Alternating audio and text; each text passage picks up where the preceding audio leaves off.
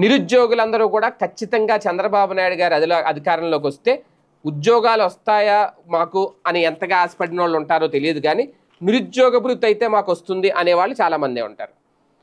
ఎందుకంటే ఉద్యోగం గురించి ఆశ పెట్టుకుని బాబు గారికి ఓటేస్తారనుకుంటే అది చాలా పొరపాటు అవుతుంది. ఎందుకంటే ఈ రోజుల్లో మినిమం చదువుకున్న వాళ్ళు, 10th చదువుకున్న వాళ్ళు కానీ, ఇంటర్ చదువుకున్న వాళ్ళని, డిగ్రీ చదువుకున్న ఎవరైనా సరే ఉద్యోగం లేకుండా అయితే ఉండరు.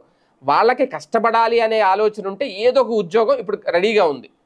ఏదో ఒక ఉద్యోగం, అది గవర్నమెంట్ది అయి ఉండాల్సిన అవసరం లేదు. ప్రైవేటు ఉద్యోగాలు కూడా బొచ్చుడు ఉన్నాయి, కుప్పలు తెప్పలుగా ఉన్నాయి, బయట చేసుకోవాలి. కానీ దీనికోసం ఎక్కడికి వెళ్ళక్కర్లా. ఏ దుబాయ్లో, సింగపూర్లో, కువైట్లో వెళ్ళాల్సిన అవసరం లే. మన రాష్ట్రంలోనే గట్టిగా మాట్లాడితే మన ప్రాంతంలోనే, లేదు అంటే మన చుట్టుపక్కల ఉన్న సిటీల్లోనూ, మరి పల్లెటూరులో ఉంటే చెప్పలేం, సిటీల్లోనూ ఉద్యోగాలు అయితే చాలా రెడీగా సిద్ధంగా ఉన్నాయి. చేసుకోవాలి, కానీ చేసుకున్నోడికి చేసుకున్నంతగా ఉన్నాయి ఉద్యోగాలు. అందుకని ఉద్యోగం వస్తుందని అయితే ఎవరు ఆశపడరు. కానీ అలా ఏదో ప్రైవేట్ ఉద్యోగం చేసుకుంటూ చంద్రబాబు నాయుడు గారు ఎదుర్కొన్న నిరుద్యోగ భృతి వస్తుందని అయితే ఆశపడ్డారు.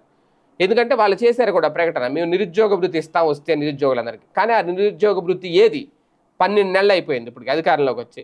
అంటే నిరుద్యోగులందరూ 12 నెలలు, నెలకి వాళ్ళు 3,000 ఇచ్చినా, 2,500 ఇచ్చినా, కనీసం ఆ 3,000 లెక్కేసుకున్నా 12 నెలలు నెలకు 3,000 చొప్పున లాస్ అయ్యారు. ఎంతమంది నిరుద్యోగులు ఉంటారు రాష్ట్రంలో వీళ్ళ లెక్కను చూసుకున్నా?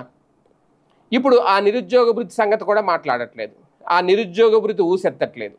ఎప్పుడు ఇస్తారో చెప్పట్లేదు. కాకపోతే ఇంక అందరికీ ఉద్యోగాలు ఇస్తాం, నిరుద్యోగ భృతి కావాలా, ఉద్యోగం కావాలా అని అడుగుతారు.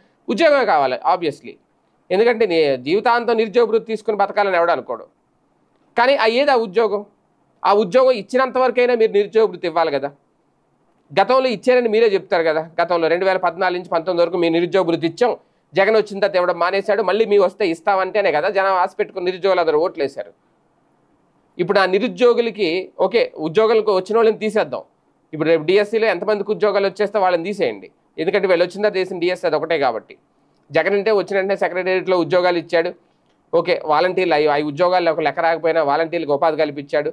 రకరకాల రూపంలో ఉపాధి కల్పించారు. వైన్ షాప్స్లో ఉపాధి దొరికింది చాలామందికి, రేషన్ వెహికల్కి సంబంధించి అక్కడ ఉపాధి దొరికింది, ఒక అసిస్టెంట్కి, ఒక డ్రైవర్కి, ఇలాగా. కానీ ఇక్కడ అదేం లేదే కొత్తగా ఎవరికి.